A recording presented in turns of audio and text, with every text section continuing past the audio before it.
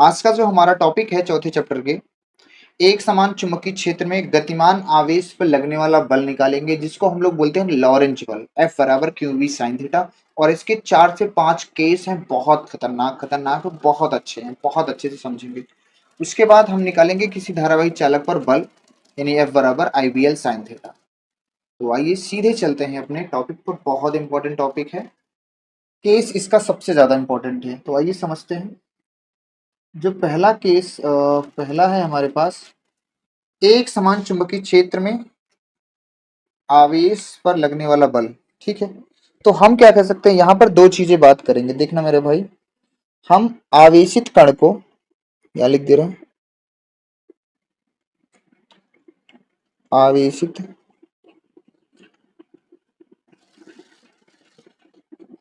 कण को हम आवेश का नाम देंगे, यानी हम आवेशित कण को क्या बोलेंगे, आवेश बोलेंगे। ठीक है, तो हम एक समान चुंबकीय क्षेत्र है, उसमें गतिमान आवेश पे लगने वाला बल निकाले, तो हम कह सकते हैं, तो पहले तो हम लॉरेंज बल आपको बता दें ये क्या है।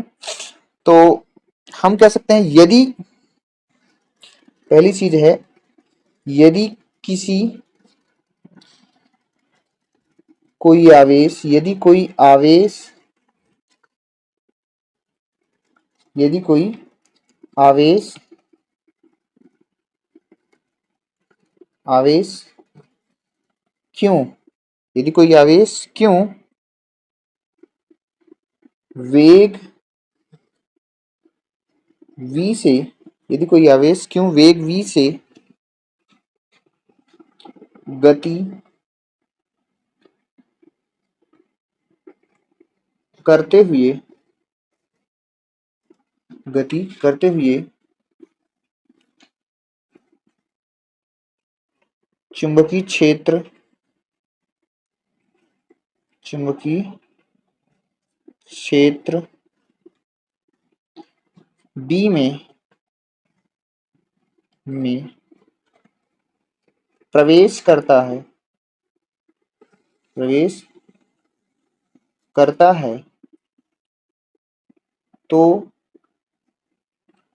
इस पर एक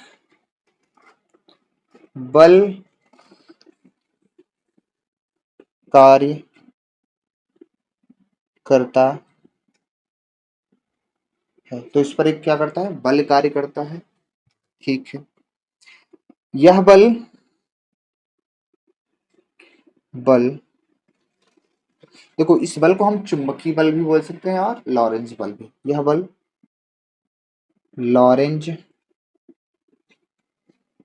बल कहलाता है, कहलाता। ठीक है, यह बल क्या कहलाता है, लॉरेंज बल कहलाता है। देखो इसको समझो, तो हमारे पास ये जो बल है F, वेक्टर फॉर्म में लिख रहे हैं, बराबर होता है क्यों V क्रॉस B। यहाँ पे चुंबकीय क्षेत्र भी सदिश है और ये भी क्या है, सदिश है। और इसी चीज को हम लोग क्या बोलते हैं, लॉरेंज बल। अब यहां से मैं थोड़ा सा इसको और बढ़ाऊं,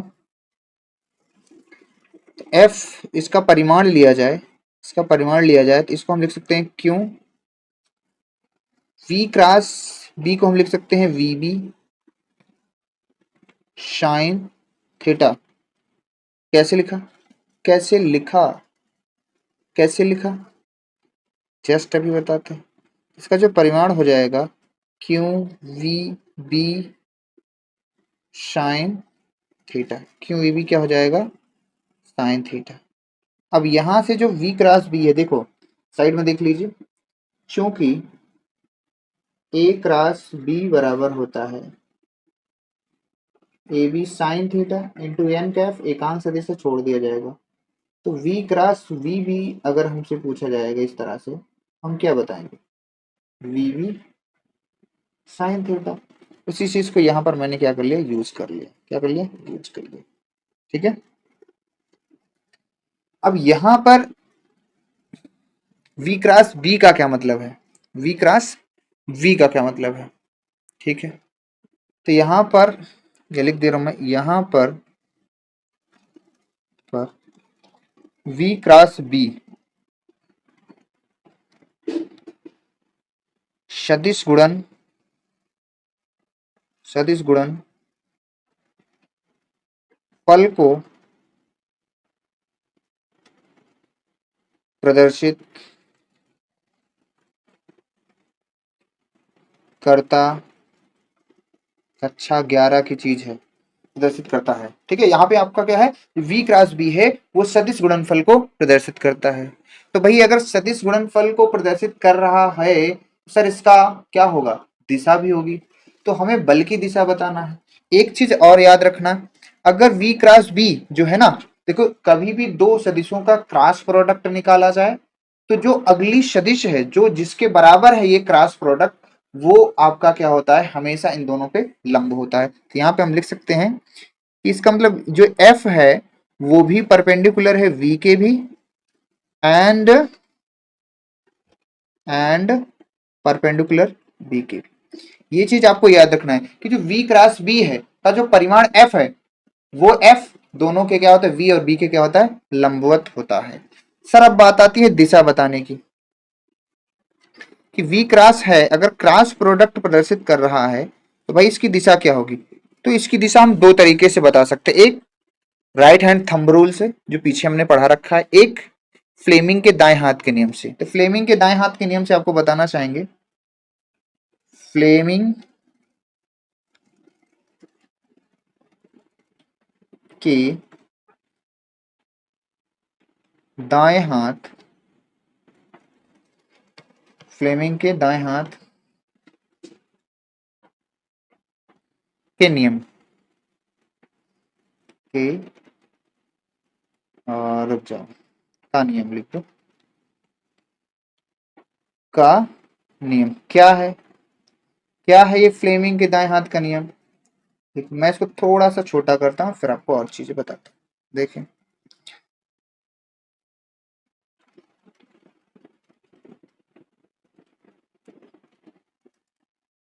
ठीक है, चलिए दिख रहा होगा आपको, कोई दिक्कत नहीं है। तो अभी हमने क्या किया, फ्लेमिंग के दाएं हाथ का नियम क्या है, इसमें क्या है, जो नियम क्या है, नियम अपना देखिए कि जो फर्स्ट फिंगर है, पहली अंगुली, आप ध्यान से देखिएगा, पहली अंगुली जो है, पहली अंगुली, पहली अंगुली जो है आपकी, पहली अंगुली चुंबकीय क्षेत्र, चुंबकीय क्षेत्र की दिशा को मैं अभी समझाऊंगा, ठीक है, चित्र के द्वारा। और जो आपकी बीच वाली उंगली है, बीच वाली अंगुली, वो क्या प्रदर्शित करेगी, बीच वाली उंगली वो प्रदर्शित करेगी वेग की दिशा को, वेग v की दिशा को, वेग की दिशा को हम चित्र के द्वारा समझाएंगे, चिंता नहीं करना। वेग की दिशा की, जो हमारा अंगूठा होगा, अंगूठा, अंगूठा बल की दिशा को क्या बताएगा, बल की दिशा, बल की दिशा को क्या बताएगा, बल की दिशा, ठीक है, बल की दिशा को प्रदर्शित करेगा, ठीक, यानी F। ये कैसे सर, कैसे, साइड में देखिए आप, साइड में देखिए, अब हम समझाने चल रहे हैं, इसको आप ध्यान समझें, है ना। देखो हमारे पास क्या है, इसको नियम समझो और इसकी दिशा बताना सीखो आप। इसको साइड वाला मैं मेट दे रहा हूँ, मैं आपको बताने के लिए किया था।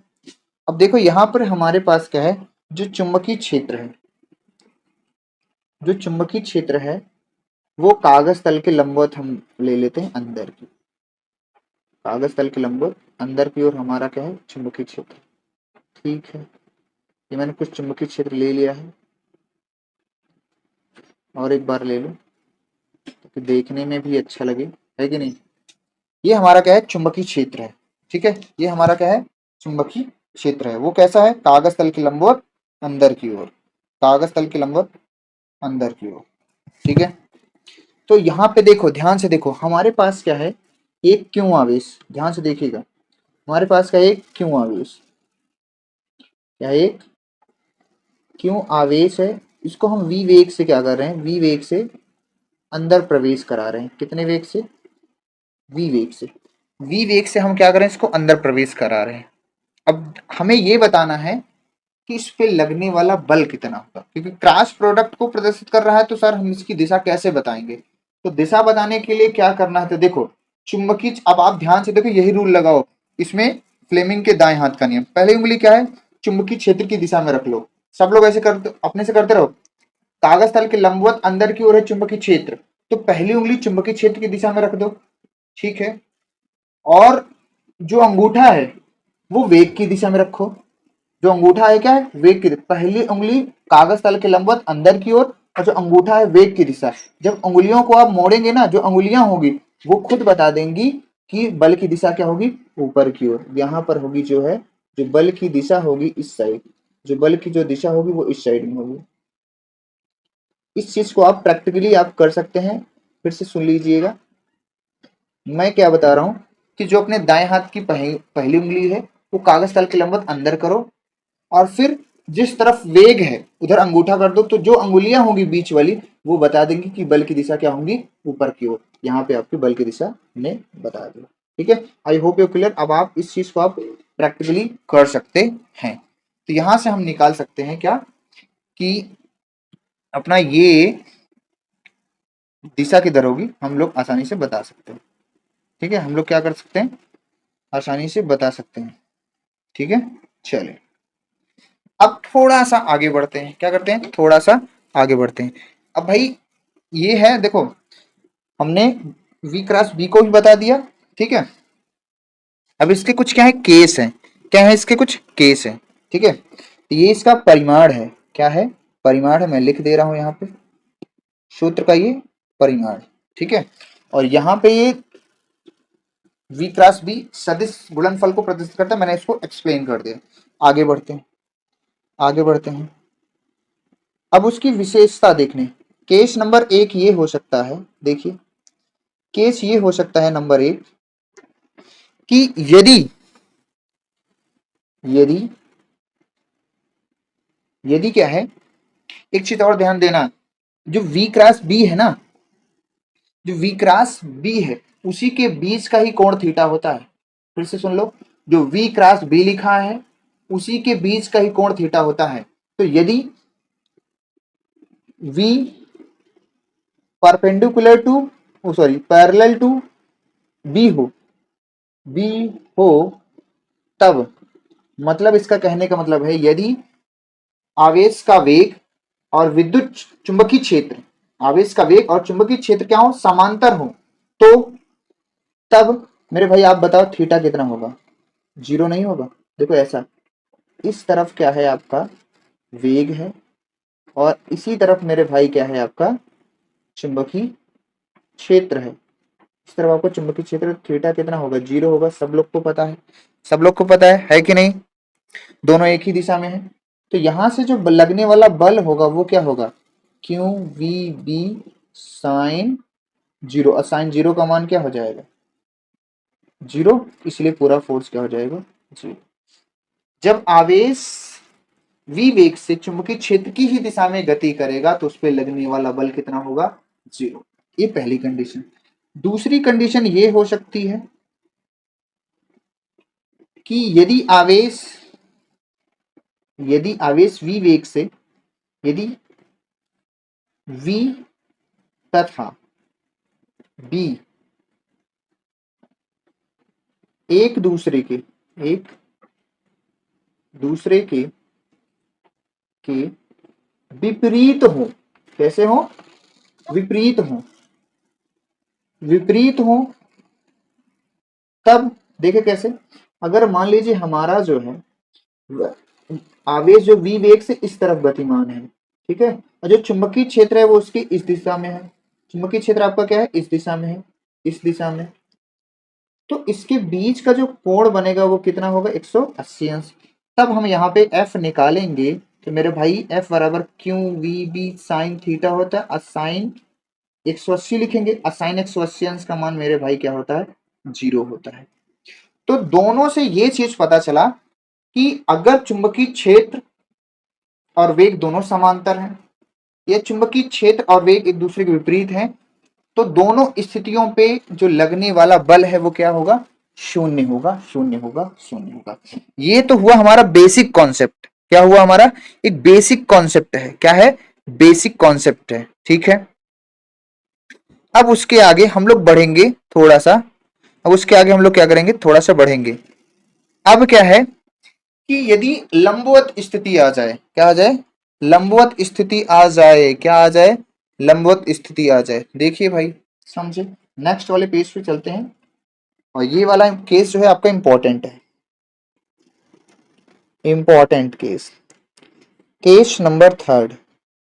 केस नंबर इसको थर्ड बोलो मेरे भाई, या इसको आप हेडिंग के रूप में लगाते हैं, इसको हेडिंग के रूप में भी लगाते हैं कि आवेश की चुंबकीय क्षेत्र में वृत्ताकार पथ पर गति, वृत्ताकार पथ पर आवेश कब गति करेगा, जब F और V परपेंडिकुलर होगा। चलिए आइए देखते हैं, ये मैं हेडिंग भी लगा दे रहा हूं केस में, आवेश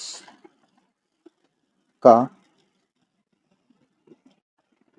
चुंबकीय क्षेत्र में वृत्ताकार पथ पर गति, वृत्ताकार पथ पर गति, वृत्ताकार पथ पर क्या है, गति है, ठीक है। ये अपनी हेडिंग भी है, ये अपनी क्या है, हेडिंग भी है। इसको थोड़ा सा ध्यान से समझेंगे क्योंकि ये हेडिंग भी है और केस नंबर अपना थर्ड भी है, ठीक है। चलिए आइए, तो हम देखेंगे भाई, एक चीज याद रखना, तीसरा केस, यदि यदि V और B एक दूसरे के क्या हो, लंबवत हो, तब थीटा कितना होता है, 190, सॉरी 190 नहीं 90, ठीक है। आप पीछे देखो मेरे भाई, बैक में चलो, हमने क्या किया है, जीरो अंश पे समांतर विपरीत दिशा में दोनों निकाल लिया। अब ऐसा भी तो हो सकता है, कैसा, ऐसा भी हो सकता है कि चुंबकीय क्षेत्र और वेग एक दूसरे के क्या है, लंबवत है। तो लंबवत होंगे तो ध्यान देना है, लंबवत होंगे तो ध्यान देना है, जब लंबवत होगा तो एफ जो हमारा निकलेगा वो एफ बराबर Q V B sine 90, sine 90, और साइन 90 का मान मैक्सिमम 1 होता है। तो यहां पर जो अपना बल होगा वो क्या होगा, 1, सॉरी मैक्सिमम बल निकलेगा, नहीं साइन 90 का मान क्या हो जाएगा, 1। तो यहाँ पे जो बल निकला, यहाँ पे जो बल निकला वो क्या है, यहाँ पे जो बल निकला वो क्या निकला, मैक्सिमम निकला, चुंबकीय चुंबकीय बल का परिणाम है। ये क्या है, चुंबकीय बल का परिमाण है, परिणाम नहीं परिमाण, परिमाण सॉरी, ये चुंबकीय बल का क्या है, परिमाण है। क्या है ये, चुंबकीय बल का परिमाण है, ठीक है सर। इतनी बात तो क्लियर है कि V और B लंबवत है, थीटा 90 होगा, तो साइन 90 का मान 1 होता है, मैक्सिमम 1 होता है। तो यहाँ पर हमें क्या मिल गया, यहाँ पर हमें क्या मिल गया मेरे भाई, एक पॉइंट ये मिला कि फोर्स अपना क्या होगा, मैक्सिमम होगा, ठीक है। दूसरी चीज, दूसरी चीज, यदि यदि F परपेंडिकुलर V हो जाए, यदि जो लगने वाला बल है वो आवेश के वेग के लंबवत हो, तो लंबवत हो तो आवेश वृत्ताकार वृत्ताकार पथ पर गति करेगा। कैसे सर, कैसे करेगा, अब यही चीज हमें आपको बताना है। अगर एफ क्या हो, परपेंडिकुलर टू वी हो, वी मतलब वेग, किसका वेग, आवेश का वेग, तब तब क्या होगा, आवेश वृत्ताकार पथ पर गति करेगा। चलिए आइए समझते हैं इसको। हम यहां पर आपको पहले चुंबकीय क्षेत्र दिखाते हैं। हमारे पास क्या है, क्रॉस चुंबकीय क्षेत्र है इस तरह से, ये और ये क्या है, चुंबकीय क्षेत्र कागज तल के लंबवत अंदर की ओर है। क्रॉस दिखाता है कागज तल के लंबवत अंदर की ओर। ये है हमारे पास क्या है, चुंबकीय क्षेत्र की दिशा, ठीक है। अब जैसे ही मैं क्या करता हूं, ध्यान से देखिएगा, इसी बात को तो आपको समझना है। जैसे ही मैं क्या हूं, क्यों आवेश को क्या करता हूं, क्यों आवेश को, क्यों आवेश को वी वेग से, क्यों आवेश को क्या कर रहा हूं, वी वेग से, कितने वेग से, वी वेग से प्रवेश कर रहा हूं, वी वेग से प्रवेश कर रहा हूं। तो ध्यान से देखना, जो हमारा वेग है वो इस दिशा में है, लेकिन जो बल लग रहा है वो इसके परपेंडिकुलर है, बल इसके क्या है, लंबवत है। तो बल इसको ऐसे कर रहा है, इस तरह से मोड़ रहा है, बल इसको क्या कर रहा है, इसको इस तरह से मोड़ रहा है, इस तरह से इसको मोड़ रहा है, बल इसको क्या कर रहा है, इसको इस तरह से ये मोड़ रहा है, क्योंकि बल जो है ना वैद्युत क्षेत्र के क्या है, ओ सॉरी, वेग के क्या है, लंबवत है। जो बल है ना वो क्या है, जो बल है वो क्या है मेरे भाई, वो वेग के क्या है, लंबवत है। देखो हर एक बिंदु पर अगर मैं यहां पर वेग निकालना चाहूं तो वेग हमारा अभी भी इधर ही है, वेग हमारा अभी भी इधर है, लेकिन ये बल जो है ना ये इसको क्या करता है, इसके केंद्र की ओर, ये जो बल है ना, ये जो बल है ना, बल इसको क्या करता है, केंद्र की ओर खींच रहा है। ये जो बल है ना उसको क्या कर रहा है, केंद्र की ओर खींच रहा है। अब यहाँ पे देखो अगर आप, तो बल की दिशा, वेग की दिशा अभी भी यही है, लेकिन बल क्या कर रहा है, केंद्र की ओर इसको खींच रहा है। तो इस तरह से क्या होता है, इस तरह से क्या होता है, इस तरह से, इस तरह से ये जो आवेश है ना, ये जो आवेश है, ये जो आवेश है वो क्या करता है, एक वृत्ताकार पथ पर, यहां से मैं आवेश को इधर कर ले रहा हूं, एक वृत्ताकार पथ पर क्या करता है, गति करता है। अगर मैं यहां पर इसकी वेलोसिटी दिखाऊं तो v अभी इधर ही है, v अभी इधर ही है, लेकिन जो केंद्र की ओर बल लग रहा है वो कितना है, f। तो देखो हर स्थिति में आप ध्यान से देख पा रहे हैं, आप ध्यान से देख पा रहे हैं, हर स्थिति में बल और वेग, बल और वेग, बल और वेग, बल और वेग, ये वाला थोड़ा सा हटा दे रहे हैं, ठीक है। हर स्थिति में बल और वेग क्या है, एक दूसरे के क्या है, लंबवत हैं। बल और वेग एक दूसरे के क्या है, लंबवत है। देख लीजिए, बल और वेग क्या है, एक दूसरे के लंबवत है। आवेश देखो ऐसे जाना चाह रहा है, लेकिन जो बल है उसके लंबवत है, वो ऐसे ऐसे इसको मोड़ते मोड़ते मोड़ते मोड़ते उसके सर्कल में घुमाने का काम कर रहा है। तो इस स्थिति में, हर एक स्थिति में आप ध्यान से देखें, वेग अपना इधर है, वेग अपना इधर है, वेग अपना इधर है, लेकिन जो बल है वो इधर है। तो देखो बीच का कोण कितना बन रहा है, 90। यहां भी देखो बीच का कोण कितना बन रहा है, 90। यहां भी देखो बीच का कोण कितना बन रहा है, 90। हर एक बिंदु पर, हर एक बिंदु पर F तथा V के बीच का जो कोण है वो कितना बन रहा है, 90 बन रहा है। जब भी ऐसा होगा, जब भी ऐसा होगा, जब भी ऐसा होगा, तो उस समय आवेश वृत्ताकार पथ पर गति करेगा, वृत्ताकार पथ पर क्या करेगा, गति करेगा।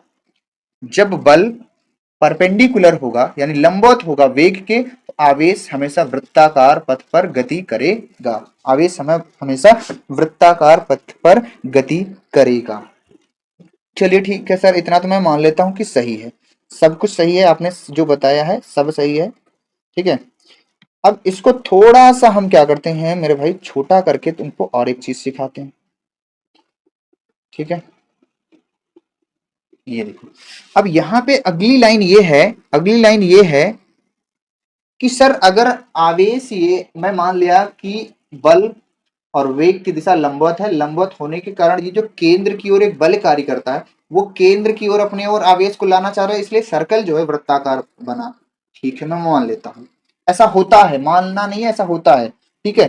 तो अब ये बताइए कि आवेश सर वृत्ताकार पथ पर गति करने लगा है, तो उसकी कुछ तो त्रिज्या होगी, कुछ तो उसका आवर्तकाल होगा, कुछ तो आवृत्ति होगी, कुछ तो वेग से चलेगा, यस। तो वृत्ताकार पथ के लिए हम क्या निकाल लेते हैं, देखिए वृत्ताकार कार पथ के लिए, पथ के लिए अब आप एक चीज ध्यान से सुनिएगा, जब कोई आवेशित कण, जिसको हम आवेश बोले हैं, किसी सर्कल के चारों ओर चक्कर लगाता है तो केंद्र की ओर सदैव एक बल कार्य करता है, उस बल को हम लोग बोलते हैं अभिकेंद्र बल। यह अभिकेंद्र बल कहां से उत्पन्न हुआ, चुंबकीय बल यानी QVB साइन थीटा से, QVB साइन थीटा से। तो यहां पे हम लिख देते हैं इस बात को, जब आवेशित कण या आवेश लिखो, जब आवेश वृत्ताकार पथ पर गति करता है, गति गति करता है तो सदैव केंद्र की ओर, केंद्र की ओर एक अभिकेंद्र बल, अभिकेंद्र अभिकेंद्र बल कार्य करता है। यह अभिकेंद्र बल, यह अभिकेंद्र बल, यह अभिकेंद्र बल, यह अभिकेंद्र बल चुंबकीय बल से, चुंबकीय बल से उत्पन्न होता है, उत्पन्न होता है। इस बात को ध्यान से समझे, जब कोई आवेशित कण या आवेश वृत्त के चारों ओर चक्कर लगाता है तो सदैव केंद्र की ओर एक बल कार्य करता है, सदैव केंद्र की ओर एक एक बल कार्य करता है, उस बल कार्य करता है, सदैव केंद्र की ओर एक अभिकेंद्र बल कार्य करता है या बल कार्य करता है, उसको अभिकेंद्र बल कहते हैं। तो सदैव केंद्र की ओर एक अभिकेंद्र बल कार्य करता है। यह अभिकेंद्र बल चुंबकीय बल से उत्पन्न होता है। आपको कक्षा 11 में बताया गया होगा कि अभिकेंद्र बल कोई बल नहीं होता, यह जैसे चुंबकीय बल, घर्षण बल, इन बलों से उत्पन्न होने वाला क्या है, एक प्रकार का बल है। तो यह बल क्या है, जो अभिकेंद्र बल है, चुंबकीय बल के बराबर हो सकता है परंतु इससे बड़ा नहीं हो सकता है। तो वृत्तीय पथ पर ऐसा होता है। तो हम कह सकते हैं कि जो अपना अभिकेंद्र बल है, अभिकेंद्र बल FC, सेंट्रीपिटल फोर्स कह सकते हैं इसको, बराबर होगा किसके, चुंबकीय बल के, किसके, चुंबकीय बल के, क्योंकि इसी से उत्पन्न हो रहा है। FE, FE नहीं लिखेंगे, FM लिखेंगे, मैग्नेटिक फोर्स है, ठीक है। ये अब हमें अब पता है कि ये होता है mv²/r, कक्षा 11 ये होता है क्या, QVB साइन 90। साइन 90 का मान कितना है, 0 है, क्योंकि यहाँ है परपेंडिकुलर है सब एक दूसरे के, ठीक है। तो यहां से V से V कट जाएगा, V से एक V कट जाएगा, तो क्या बचेगा, थोड़ा सा इसको और छोटा करते हैं, थोड़ा सा छोटा करते हैं,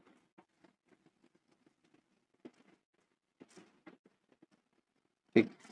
तो यहाँ से 20 फीट कट जाएगा तो ये हमारे पास बचेगा mv/r बराबर QV।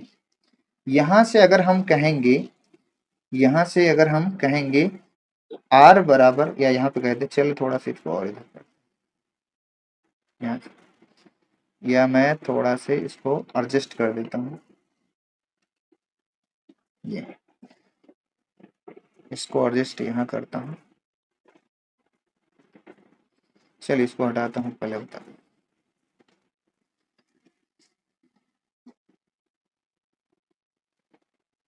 मैंने यहाँ कर दिया, ठीक है। अब ठीक है, तो ये अभिकेंद्र बल क्या है आपका mv²/r। तो v से v कट गया तो बचेगा mv/r होगा, बराबर क्या होगा क्यों b। यहां से हम r बराबर कहेंगे तो क्या हो जाएगा mv/क्यू, mv/क्यूबी। बहुत काम का फार्मूला है, वेरी इंपॉर्टेंट। ये क्या है, जब कोई आवेशित कण, जब कोई आवेशित कण क्या होगा, वृत्ताकार पथ पर गति करेगा, वृत्ताकार पथ पर गति करेगा तो उसकी हम क्या निकाल सकते हैं, त्रिज्या। तो यहां से अगर इसकी जो रेडियस है वो r हमने निकाल लिया। ठीक है, m क्या है, m इलेक्ट्रॉन का द्रव्यमान है, q क्या है, इलेक्ट्रॉन का आवेश। ठीक है, हम थोड़ा सा साइड में देखते हैं इसको और अब इस फार्मूले को थोड़ा और बढ़ाते हैं।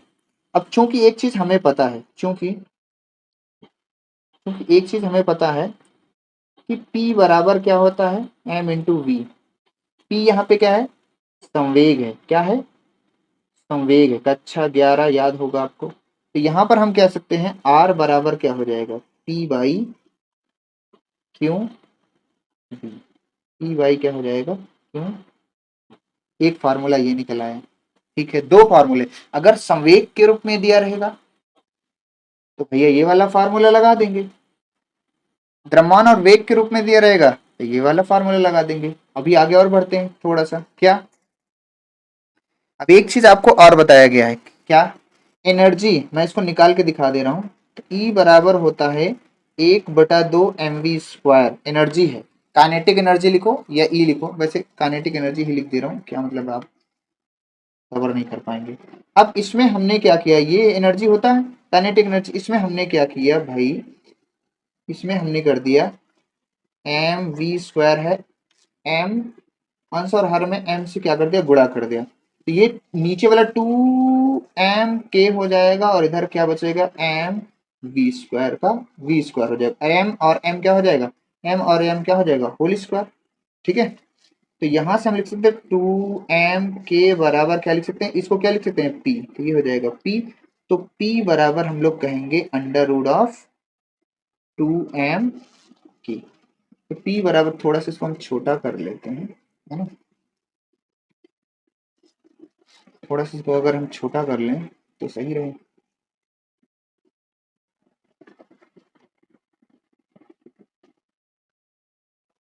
ये ठीक है, तो यहां से हमने क्या किया, इसको थोड़ा सा छोटा कर दिया। अब ये p का मान, अब आप ध्यान से देखो मेरे भाई, इस p का मान, ये इस p का मान मैं उठा के अगर यहाँ भर दूं, यहाँ भर दूं तो मेरे पास एक फार्मूला और मिल जाएगा, मेरे पास एक फार्मूला और मिल जाएगा, मेरे पास एक फार्मूला और मिल जाएगा। क्या, तो सर क्या बनेगा, हम साइड में ही दिखा देते हैं आपको, ये साइड में दिखा रहे हैं। ठीक है, तो यहाँ पे हम साइड में दिखाएंगे तो R बराबर क्या हो जाएगा, R बराबर ये हो जाएगा 2m k अंडर रूट क्यों p। ये है आपका तीसरा फार्मूला। सर ये क्यों निकालें बार बार, ये है गतिज ऊर्जा के रूप में, जब गतिज ऊर्जा के रूप में त्रिज्या दी रहेगी तो ये लगाना है लास्ट वाला, पर ये संवेग के रूप में ये लगाना है, और द्रव्यमान वेग के रूप में रहेगी ये लगाना है। ठीक है, ठीक, ठीक है, ठीक ठीक ठीक ठीक ठीक ठीक, बोलो बोलो बोलो बोलो बोलो, यस। एक चीज यहाँ मैंने लिखा, अब इसी में मैं अगर एक चीज और, अगर त्वरित हो, आवेश हमारा क्या हो, त्वरित हो, रुक रुक के चले, तो इसको हम लिख सकते हैं क्या, 2m को लिख सकते हैं क्यू इंटू वी त्वरित,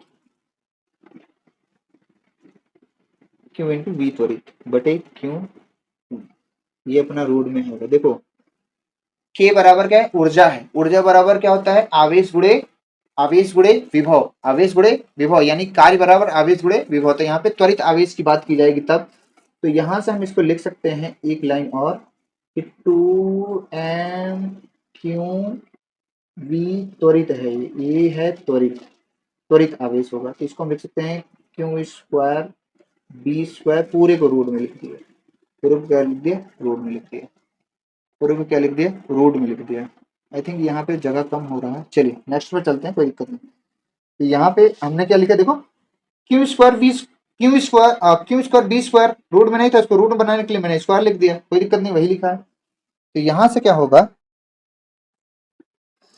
आर बराबर क्या हो जाएगा, पीछे चलें, एक आवेश से एक आवेश कम हो जाए, एक आवेश से एक आवेश देखो यहाँ पे कट जाएगा, देखो काट दे रहे हैं यहाँ पे, ये वाले आवेश से ये वाला आवेश कट जाएगा, तो बचेगा क्या, बी स्क्वायर अंदर है वो बाहर कर लेंगे, बी स्क्वायर अंदर है वो बाहर कर लेंगे, तो एक बटे हो जाएगा बी, अंडर रूट कितना बचेगा, 2m v त्वरित, त्वरित आवेश रहेगा, आवेश कैसा रहेगा, त्वरित, तो नीचे क्या बचेगा, क्यों, क्या बचेगा, क्यों,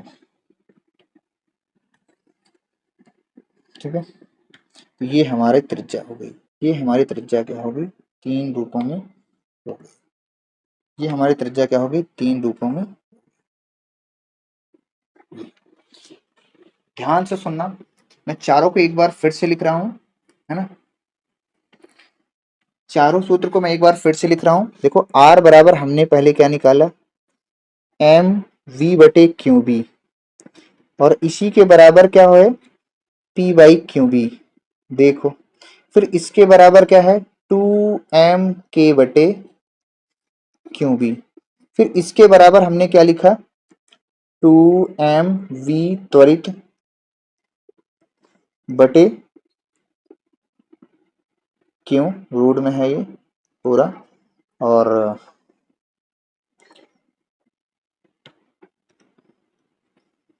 एक बटे बी आपका बाहर है,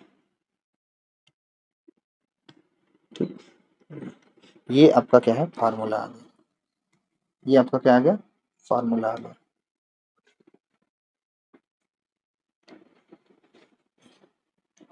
ये है हमारा काम का फार्मूला। तो देखो, अगर सवाल लेंगे हम जरूर इस पर, और एक ही सवाल में इसको तहस नहस करेंगे।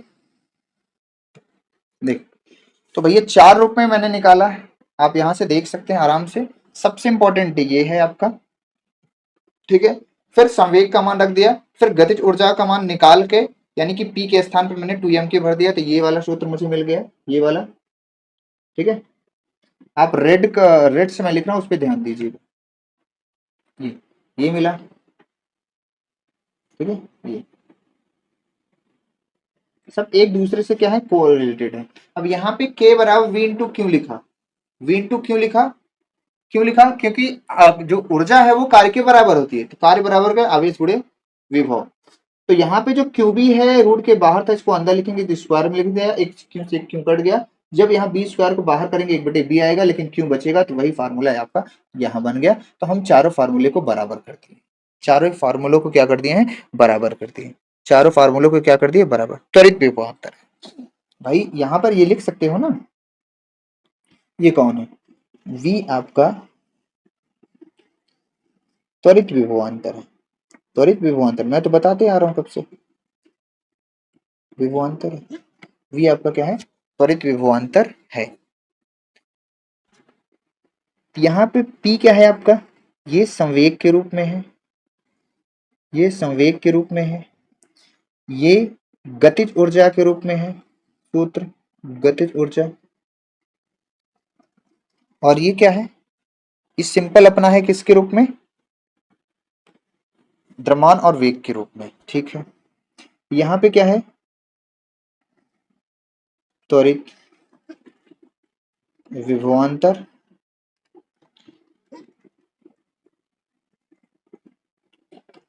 के रूप में है, ठीक है। अब ध्यान से समझो, मैं सबको बता दे रहा हूं, m क्या है, v क्या है, मैं फिर भी सब लोग जानते हैं, फिर भी एक बार बता देता हूं सबको, नहीं कुछ गरीब बच्चे हैं जो अभी कमेंट करेंगे सर ये क्या है, तो मैं हर एक बात बता दे रहा हूँ क्या कौन है, के भी बता दे रहा हूँ, जो जो मिल रहा है सब बता दे रहा हूँ, ठीक है।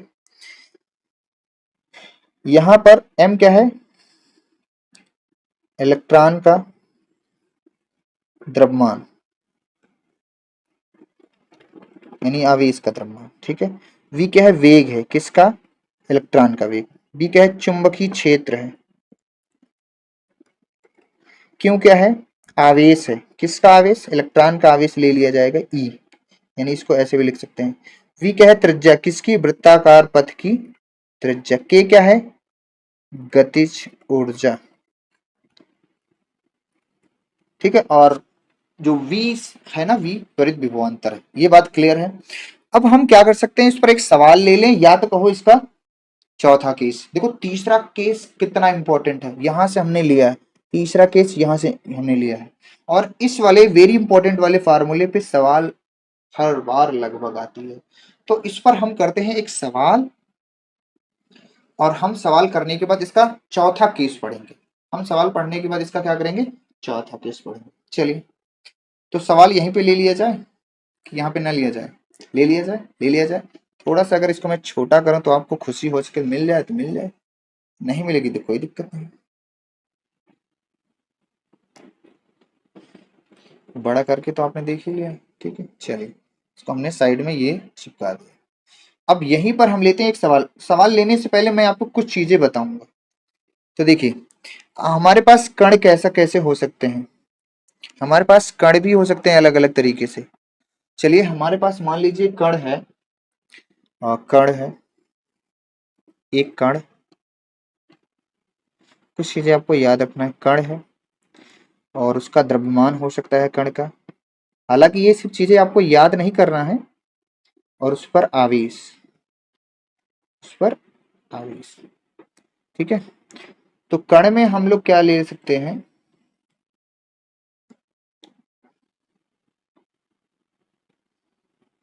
ठीक है।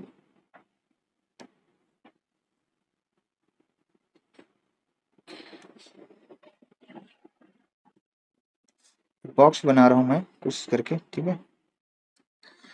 बन जाए तो अच्छा, ठीक है, बन ही जा रहा हूँ।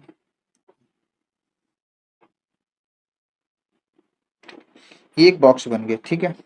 चलिए, इस बॉक्स में सबसे पहले हमारे पास कुछ भी हो सकता है, अल्फा कण हो सकता है, बीटा कण हो सकता है, ठीक है, और प्रोटॉन हो सकता है, ठीक है, न्यूट्रॉन हो सकता है।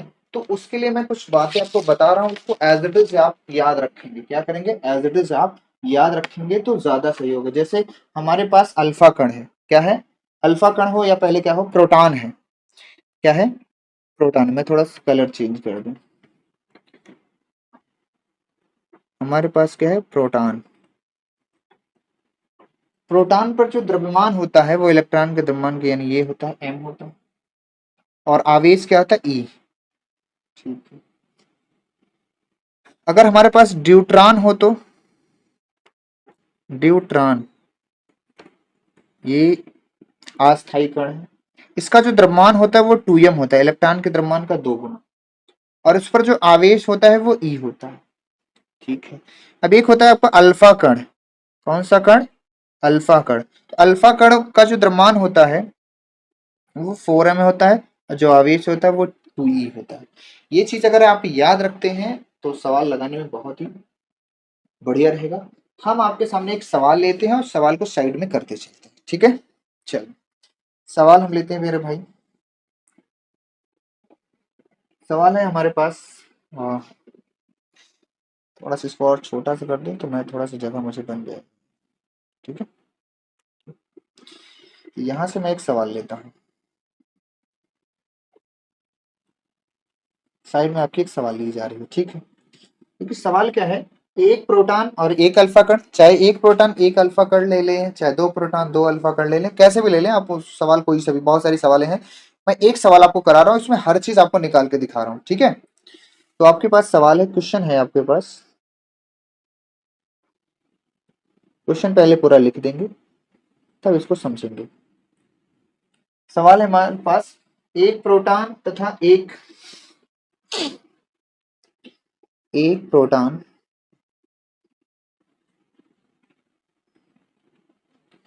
तथा एक अल्फा कण ले रहे हो, चाहे ड्यूट्रॉन भी ले सकते हो। अल्फा कण, एक प्रोटॉन तथा एक अल्फा कण को चुंबकीय क्षेत्र, चुंबकीय क्षेत्र में प्रवेश कराते, चुंबकीय क्षेत्र में प्रवेश कराते हैं तो उनके तो उनके त्रिज्याओं का अनुपात ज्ञात कीजिए, ज्ञात कीजिए, ज्ञात कीजिए। कब? पहला प्रश्न है, प्रश्न अलग अलग पूछा जाएगा, ठीक है। त्रिज्याओं का अनुपात निकालना है जब समान संवेग से, जब या समान वेग से कहते हैं, जब समान वेग से प्रवेश करे। ध्यान से सुनना भाई, बहुत काम की चीज है। एक प्रोटॉन है और एक अल्फा कण एक चुंबकीय क्षेत्र में प्रवेश कराते हैं तो उनके त्रिज्याओं का अनुपात निकालना है, ठीक है। उनके त्रिज्याओं का क्या निकालना है? अनुपात निकालना है। लेकिन पहली कंडीशन ये है कि जब वो समान वेग से प्रवेश करें, तो समान वेग से प्रवेश करेंगे तो हम फार्मूला लगाएंगे मेरे भाई, F बराबर M V by Q B, यही लगाएंगे, F बराबर एम। अब हमें त्रिज्या, ये तो हमारा फार्मूला है रियल वाला, क्योंकि जब वेग समान होगा। लेकिन हमें क्या कर, अल्फा कण, तो अल्फा कण के लिए हम कहेंगे, तो अल्फा अल्फा कण और प्रोटॉन है, तो प्रोटॉन के लिए हम इसको आरपी बोल दें। अब प्रोटॉन का द्रव्यमान कितना होता है? प्रोटॉन का द्रव्यमान देखो, यहाँ पे बॉक्स में आ जाओ, एम होता है, यहाँ एम ही लिखेंगे। और वेग आपका नियत है, चुंबकीय क्षेत्र भी आपका नियत है, ठीक है। यहाँ पर क्यू के स्थान पे क्या लिखेंगे? प्रोटॉन का परावेश कितना होता है? ई होता है। चुंबकीय क्षेत्र आपका नियत है। ये आपका आ गया अल्फा कण के लिए, सॉरी प्रोटॉन के लिए। अब इसी तरह निकाले अल्फा, सॉरी त्रिज्या निकाले किसके लिए? अल्फा कण के लिए। तो देखो यहाँ पे फार्मूला तो यही लगने वाला है, M V by Q B. लेकिन एम क्या होगा? एम क्या, प्रोटॉन का द्रव्यमान कितना होता है? 4m। यहाँ देखो 4m लगाएंगे तो 4m, वी आपका नियत है। आवेश कितना होता है? 2e, सॉरी 2e, सॉरी मैंने गलत जगह टिक मार दिया है। देखिए चले, तो जो द्रव्यमान होता है वो 4m होता है, ठीक है। और जो आवेश होता है वो क्या होता है? क्यू के स्थान पे क्या लिखेंगे? 2 इंटू ई बटे क्यू बी। इसको हम यहीं पे काट दें तो क्या हो जाएगा? 2 दूना 4, ये हो जाएगा 2mv बटे ई बी। अब हमें क्या करना है? अनुपात निकालना है, तो हम निकाल सकते हैं आर पी बटे आर अल्फा। तो भाग करेंगे तो ये वाला को भाग करेंगे एम वी बटे ई बी, और इसको जब भाग करेंगे तो पलट जाएगा, ई बी बटे 2mv।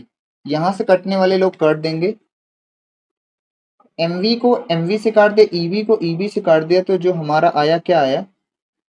1/2, अर्थात आर पी अनुपाते आर अल्फा कितना आया? 1/2।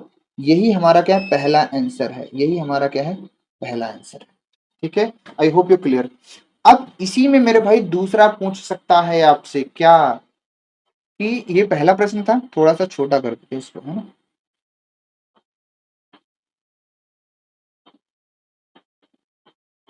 थोड़ा सा छोटा करते हैं ताकि ये क्वेश्चन और क्लियर हो जाए।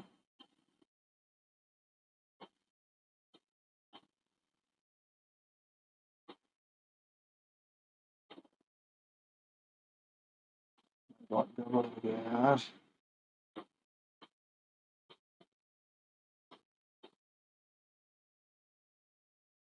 गड़बड़ हो जाता है।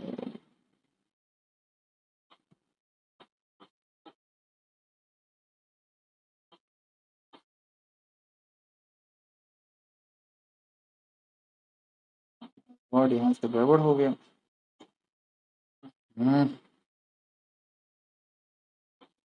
इसको मैं पूरा कर दे रहा हूँ, ठीक है। यही होता है, ना जानते रहो कुछ करो तो। फिर से लिख दे रहा हूँ पूरा क्वेश्चन। चुंबकीय क्षेत्र में प्रवेश कराते हैं, प्रवेश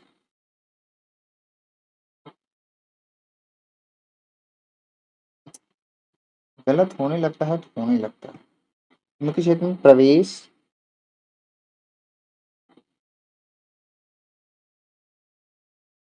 कराते हैं तो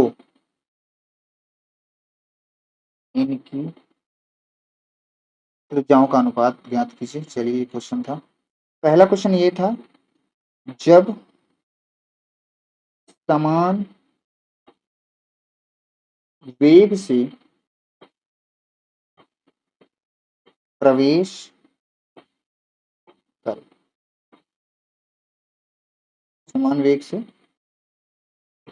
प्रवेश कर, ये ठीक है। आई होप क्लियर यार, अब सही है, कोई दिक्कत नहीं, मैंने फट से कंप्लीट कर दिया है, कोई दिक्कत वाली बात नहीं होनी चाहिए। तो देखो यहाँ पे ये मैंने बता दिया। अब दूसरा क्वेश्चन हमारा ये बन सकता है,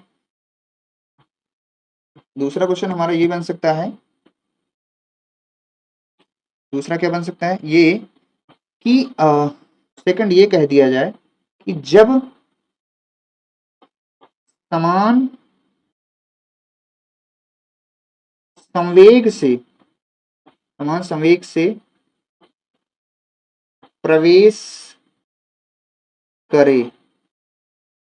अब देखो जब समान संवेग से प्रवेश करेगा तब क्या होगा, ध्यान सुनो। अब कौन सा फार्मूला लगेगा, अब मेरे भाई तुम्हें दिख रहा होगा फार्मूला सर, अब आप ये वाला लगाएंगे, आर बराबर P by M V, M V नहीं क्यों वी है, सॉरी क्यों, ये फार्मूला लगेगा, ये फार्मूला लगेगा, ठीक है। तो हम क्या निकालेंगे एक बार, देखो आरपी, आरपी बोले तो प्रोटॉन के लिए संवेग तो नियत है, आवेश ई होता है, ये बी हो गया। अगर हम आर अल्फा निकालें तो क्या होगा, संवेग आपका अभी भी नियत है और इलेक्ट्रॉन क्या होता है 2e, बी आपका नियत है। भाग लगा देते हैं हम दोनों का, यहाँ पे साइड में देख लीजिए,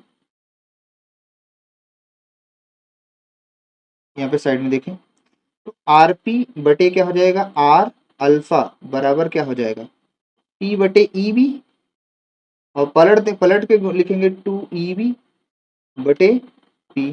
तो यहाँ से फिर से देखो कट जाएगा, पी से पी कट गया, ईबी से ईबी कट गया, क्या बचा आर पी अनुपाते आर अल्फा, अनुपाते कितना होगा 2/2 अनुपाते 1, ये हो जाएगा आपका आंसर। जब कोलिके की समान संवेग से प्रवेश करेगा तो ये वाला लगा देना है फार्मूला, ये वाला। अब यहीं पे तीसरी चीज ये पूछ सकता है, मैं इसे साइड में ही आपको करा दे रहा हूँ, तीसरी चीज हम लोगों से ये पूछ सकता है क्या,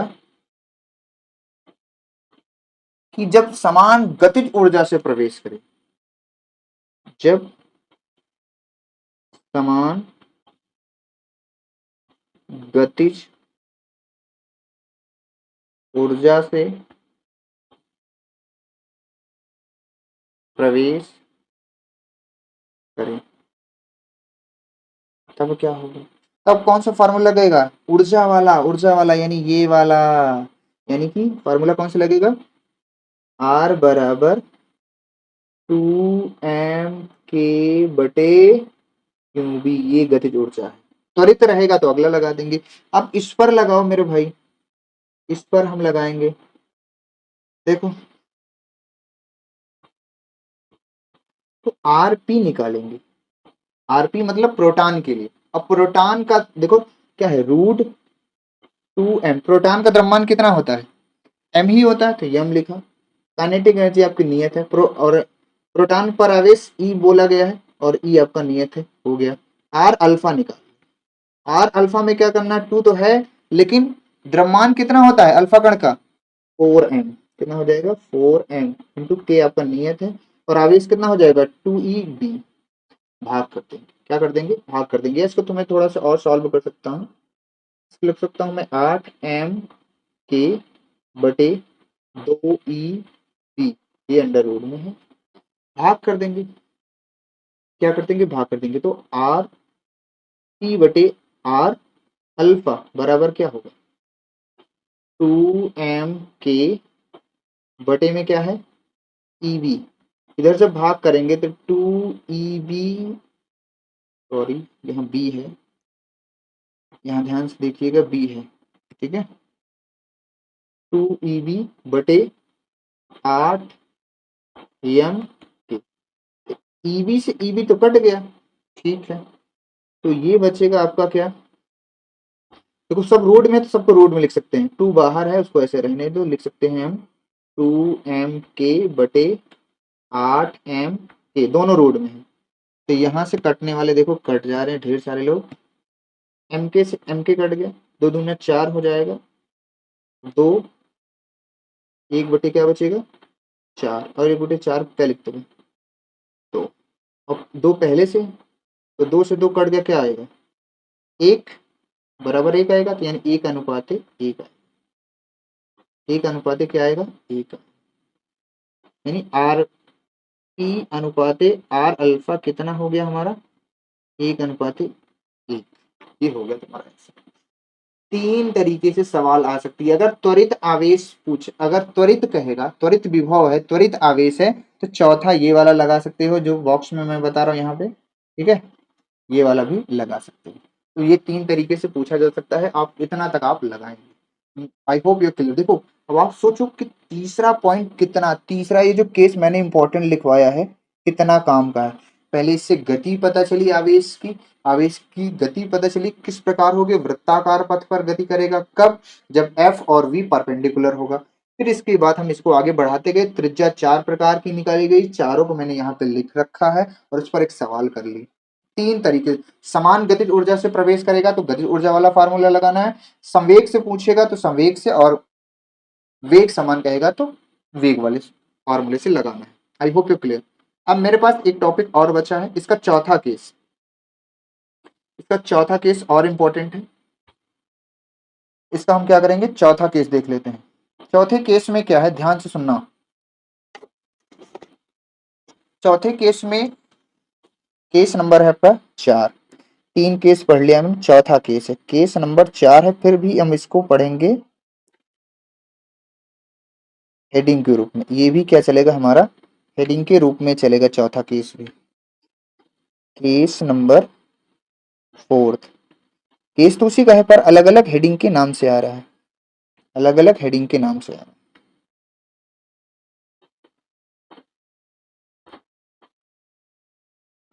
इसमें ये है आपके यहाँ, अरे यार इतना टाइम वेस्टेड है ये सब। चौथा केस, चौथा केस ये है, इसको बोला जाता है कि जब आवेश को तिरछा, जब आवेश को तिरछा, तिरछा बोले तो थीटा कोण पर, चौथा केस है यदि आवेश को, आवेश क्यों को v वेग से, v वेग से चुंबकीय क्षेत्र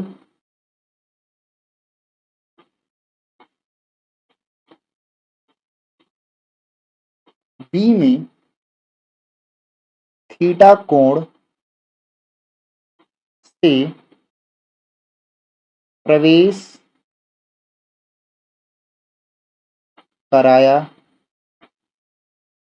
जाए।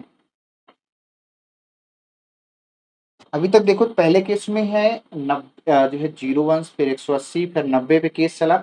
अब क्या है, अगर हम आवेश को थीटा एंगल पर क्या करें, प्रवेश कराएं, तब क्या होगा, तो आइए देखते हैं। हमारे पास क्या है, ध्यान समझना, चित्र का ही सारा खेल है मेरे को, चित्र का ही सारा खेल है। यहाँ पर हमारे पास क्या है, एक आवेश है, एक क्या है आवेश, वो इसकी दिशा हम क्या मान रहे हैं, इस दिशा में, चुंबकीय क्षेत्र की दिशा, और जो वेग है ना v वेग से गतिमान है, जो आवेश है वो कितना है v वेग से गतिमान है, आवेश जो है वो कितना है, आवेश कितना है v वेग से गतिमान है, आवेश क्या है v वेग से गतिमान, ये क्यों आवेश क्या है v वेग से गतिमान है, और कितने एंगल पे घूम रहा है, थीटा एंगल पे, कितने एंगल पे, थीटा एंगल पे घूम, थीटा एंगल पे इसको क्या किया है, आवेश को प्रवेश कराया है। तो हमें बताना है अगर प्रवेश कराएंगे तो इसका पथ कैसा होगा। ठीक है, अब एक चीज हमने आपको बताया है कि चुंबकीय क्षेत्र यदि चुंबकीय क्षेत्र यदि चुंबकीय क्षेत्र और आपका वेग एक ही दिशा में हो तो उस पर लगने वाला बल क्या होता है, शून्य होता है। तो उस पर लगने वाला बल क्या होता है, शून्य होता है। तो अगर हम ऐसा कहें थीटा के पास वाला अगर घटक कहें तो क्या होता है, B cos theta, B cos theta. लेकिन कैसा है घटक है, समांतर घटक। क्यों समांतर ले रहा हूं, क्यों समांतर घटक बोल रहा हूं, क्योंकि वैद्युत क्षेत्र सॉरी चुंबकीय क्षेत्र और वेग दोनों एक ही दिशा में, तो समांतर ये घटक होगा जिसको क्षैतिज घटक कहते हैं, वी का कंपोनेंट। अब यहाँ पे जब ये समांतर होता है, क्या होता है, जब वी कंपोनेंट आपका समांतर होता है, वी कंपोनेंट आपका क्या हो, समांतर होगा, तो इस पर लगने वाला क्या होगा, बल जीरो होगा। मेरे भाई तुम ऐसे समझो, यहाँ पॉइंट वाइज समझो तुम। देखो यदि वी और बी पैरेलल है, यदि ये चीज बताया है तो बल कितना होता है बताओ आप, जीरो होता है, जीरो होता है ना, जब v और b एक ही दिशा में रहे, यानी कि इधर ही b है और इधर ही v है, तब। ठीक है, तो यहाँ पे थीटा तुम्हारा कितना होता है, जीरो अंश होता है, और जीरो अंश होने पे जो फोर्स है वो जीरो आ जाता है। तो आपका जो कंपोनेंट है होता है ये v समांतर होगा, और बराबर क्या होगा, थीटा के पास वाली भुजा cos थीटा होते v cos थीटा कंपोनेंट के साथ लिख देंगे। ठीक है, अगर ये समांतर है तो इस पर लगने वाला बल क्या होता है, जीरो होता है। अगर ये बल जीरो लग रहा है, यानी इस पर कोई बल ही नहीं लग रहा है, तो मतलब जो v cos थीटा है वो अपरिवर्तित रहेगा, अपरिवर्तित रहेगा। कैसा रहेगा, अपरिवर्तित रहेगा मेरे भाई। कैसा रहेगा, अपरिवर्तित। अपरिवर्तित रहे इसका मतलब ये क्या है, सीधी रेखा में ही चला जाएगा। तो गति इसकी कैसी होगी, सीधी रेखा। सीधी रेखा मतलब इसकी गति कैसे, सीधी रेखा। ठीक है, ये किस कौन से कंपोनेंट की बात है, नीचे वाले कंपोनेंट की। अगर दूसरा कंपोनेंट लिया जाए तो यहाँ पे जो कंपोनेंट होगा थीटा से दूर वाला घटक, ये इसको बोलेंगे वी लंबवत है, वी लंबवत घटक है। वी लंबवत घटक में वी क्या आता है, वी साइन थीटा।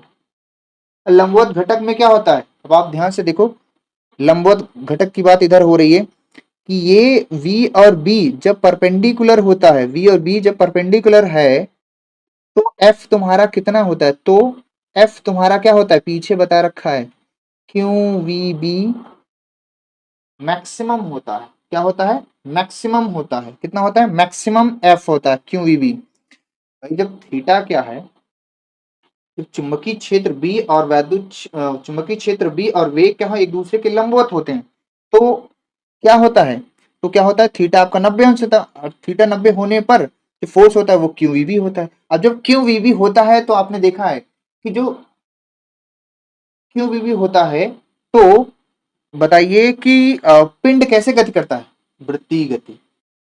पीछे देखो ना मेरे भाई, यहाँ पे देखो ना, जब ये क्यू वी बी जब क्या हो गया, यहाँ पे 90 अंश हो गया, तो क्यू वी मैक्सिमम आ गया, मैक्सिमम आ गया तो आवेश इसके किसके जो है वेग के परपेंडिकुलर होगा, तो कैसे गति करेगा, वृत्ताकार गति करेगा। तो यहाँ वाला क्या बता रहा है, आवेश वृत्ताकार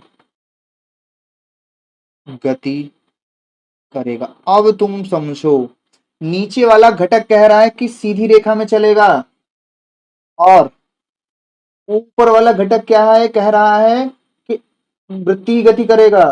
ध्यान से देख लो आप, कि ऊपर वाला घटक कह रहा है वृत्तीय गति करेगा, नीचे वाला घटक कर रहा है घटक कह रहा है सीधी रेखा में चलेगा।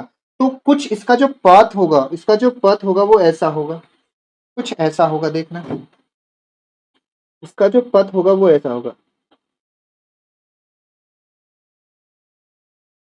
इसका जो पथ होगा वो कुछ ऐसा होगा, देखो वृत्ताकार भी गति कर रहा है और रेखी गति भी कर रहा है, वृत्ताकार भी गति कर रहा है और रेखी गति भी कर रहा है। तो ये इस गति को हम लोग बोलते हैं कुंडलनीय गति। क्या बोलते हैं? कुंडलनीय पथ। तो जब कोई आवेश v वेग से चुंबकीय क्षेत्र B में थीटा कोण से प्रवेश करता है तो उसका पथ कैसा होता है? तो यहाँ पे देखिए पथ, इसको मैं थोड़ा सा छोटा कर देता हूं, इसको थोड़ा सा क्या करता हूं, इसको मैं थोड़ा सा क्या करता हूं, छोटा।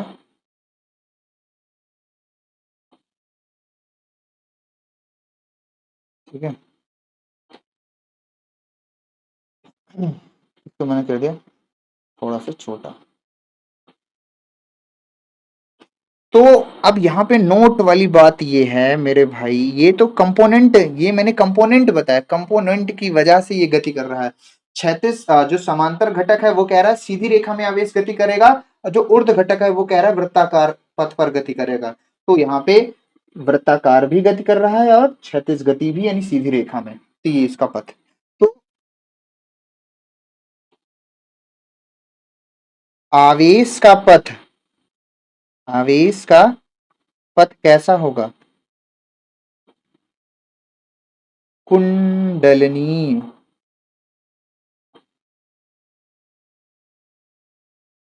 इसका पथ कैसा होगा? कुंडलनी।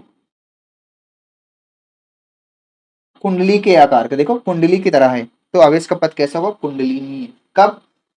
जब आवेश को v वेग से चुंबकीय क्षेत्र में थीटा कोण से घुमाएंगे। ठीक है, ये कुंडलिनी पथ होगा। आगे बढ़ते हैं। अब हम इसकी और चीजें निकाल सकते हैं क्या, कि सर इसका आवर्त काल क्या होगा? तो आवर्त काल हम इसका निकाल सकते हैं। पीछे भी हम आवर्त काल निकाल सकते थे, नहीं बताया मैंने वहां पे। यहाँ पे देख लेते हैं इसका आवर्त काल। आवर्त काल और इसकी आवृत्ति, पहली चीज, दो चीज तो मैं लिख देता हूं पहले। आवर्त काल एवं आवृत्ति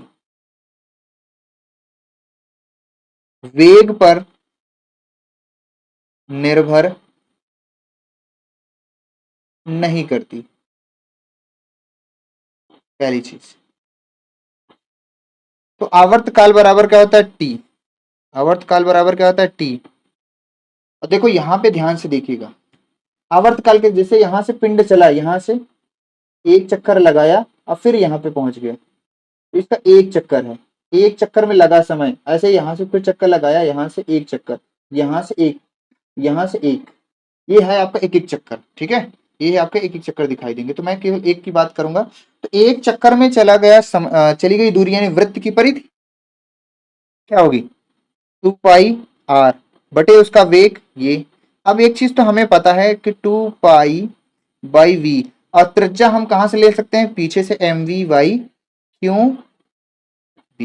अब यहां से हम क्या कर सकते हैं मेरे भैया, क्या कर सकते हैं? v से v काट दें, तो हमारे पास फार्मूला क्या आएगा? 2m पाई, 2 पाई m, 2 पाई m में लिख दो बेटा, 2 पाई m बटे क्या हो जाएगा? क्यों?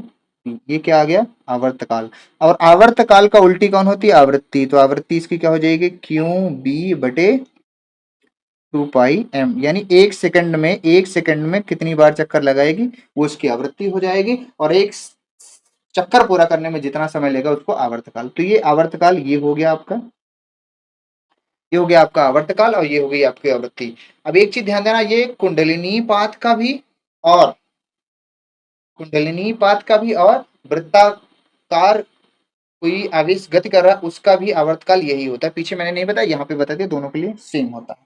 ठीक है। अब एक चीज होती है मेरे भाई पिच बताना। क्या होता है? पिच। एक चीज होती है पिच। पिच क्या है? पिच बोलते हैं पिच। पिच वो खेलने वाली नहीं, ये होती है अपनी पिच।